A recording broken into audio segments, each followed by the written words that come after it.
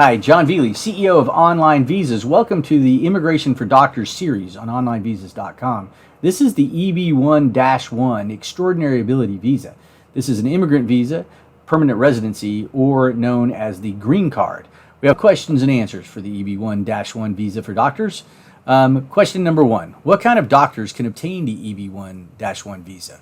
Well, it's for extraordinary ability doctors that want to work within their field in the United States. That can be extraordinary ability in all sorts of types of medicine, right? Matter of fact, the more of a niche that you have, the smaller the pond is, the easier it is to prove that. So you might be a molecular biologist, you might be a brain surgeon, it doesn't matter. You might be a researcher. Any of those things you can do. You can define what that industry is and how you're at the top of it. You must meet at least 3 of these category, but just meeting 3 isn't enough. You really have to establish that the beneficiary has risen to the top of the profession. They can work within their field, but it has to be as what their field is. So they can be a hospital, a university, a clinic, a doctor's office, a research facility, an assisted living community. It can be any entity whatsoever, even your own, as long as what the capacity will be in within the field that you're in or something related to it. What are the criteria for the EB1-1 visa for doctors? Well, there's a number of them. There are national or international awards. What this means is that the awards must be granted to an entire country or to an international spectrum.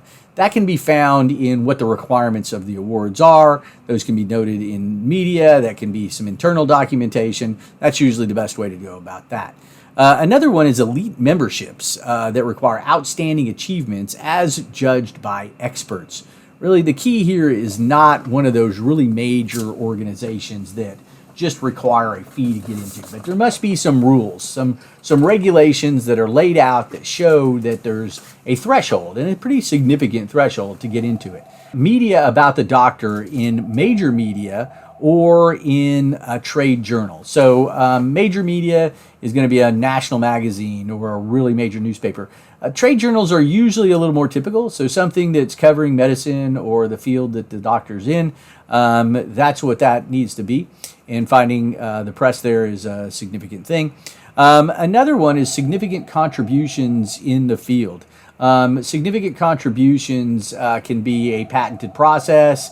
It can be any number of things that the doctor has done as long as it's significant and original. Another thing is authorship of scholarly articles. So if it's a research doctor, then those are often found in Google Scholar, things like that, whether they've been published in these major journals, whether they have citations, that's important. But also textbooks and other technical publications can work. If they don't, you can always put in comparable evidence.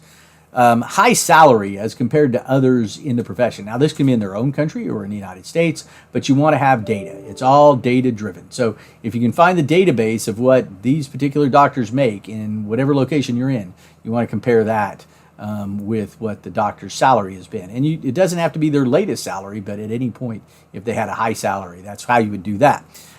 Critical role in organizations with a distinguished reputation. So the first thing you do is determine whether or not the organization is distinguished and has some reputation. You can look at the number of different things that might be able to do that. Have they won awards? Is there press about them? The organization, you have to support that. And then the critical role. It has to be a critical role for the organization as a whole, all right? Not just a department or anything like that. So did the doctor make them a lot of money? Did the doctor discover something of significance? Did the doctor help the entity win an award? Those are the types of things you might look at for that. The critical role letter is often done by, the critical role piece is often proven through a letter by somebody of a significant role within the company and laying out the facts and what the doctor did and how that helped the company as a whole. Then after that, there's a thing called comparable evidence, anything that doesn't fit any of these other criteria. One of the things that jumps to mind a lot for extraordinary people, especially in a lot of professions, is whether they've spoken at panels. Panel speaking is not one of the criteria. So some of the conferences are very important. put them there if you have that sort of thing. So there's really three types of evidence: primary, secondary, and tertiary. And these are my terms. Primary evidence is like a brick. It's an objective piece of evidence. It can be a contract. It can be a patent. It can be an award, anything like that, right? You have to have primary evidence. Without primary evidence, you'll never win this case. Secondary evidence is important, but it cannot take the place of primary evidence. That can be either an expert letter. Now, an expert should be independent. It should not be the boss. It should not be the person that's hiring somebody.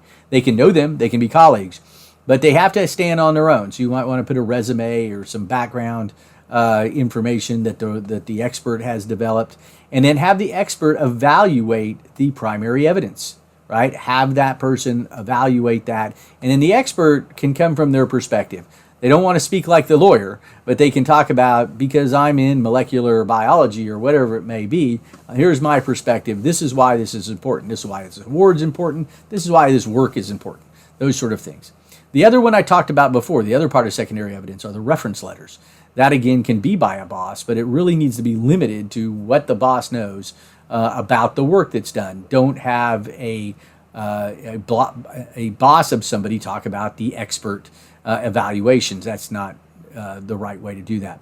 Tertiary evidence is not used by a lot of attorneys. We find it very valuable. That's where you find some evidence about either the primary or secondary evidence. For example, if the doctor wins an award, the tertiary evidence might be an article about the award. It may not mention the doctor whatsoever, but it does give credibility that the award's a national award, and that is part of the requirements to get there.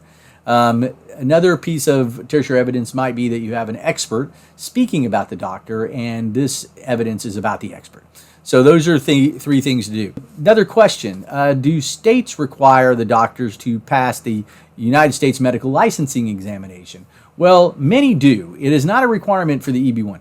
But if they want to practice medicine in the United States, then passing the U.S.MLE exams are important. There are 3 of them. 2 of them can be taken outside the United States. The last one needs to be taken in the United States. There also may be other criteria to practice medicine outside of what immigration does. You want to know that, and many of that might be state generated.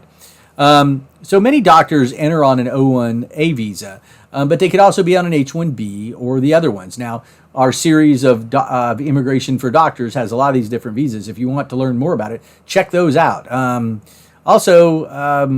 If you want more information, go to OnlineVisas.com and set up a strategy session. We'd love to talk to you about it, whether you're the doctor and trying to figure out whether you meet the extraordinary ability or what you need to do to get there. We're glad to have that conversation with you. If you're a medical facility and you want to hire a doctor and know whether that doctor meets the criteria, we're glad to do that. We can assess whether the O1 or the EB1 works, or both of them, or whatever other visa there is. Please set up that appointment. We're glad to do it. If you are watching this on YouTube, please subscribe to our YouTube channel. And if you like the content, like, share it, and give us a comment. If you want more information, turn on your notifications and we'll keep you in the loop. I'm Jon Velie. I'm the CEO of OnlineVisas, and we're delivering dreams one visa at a time.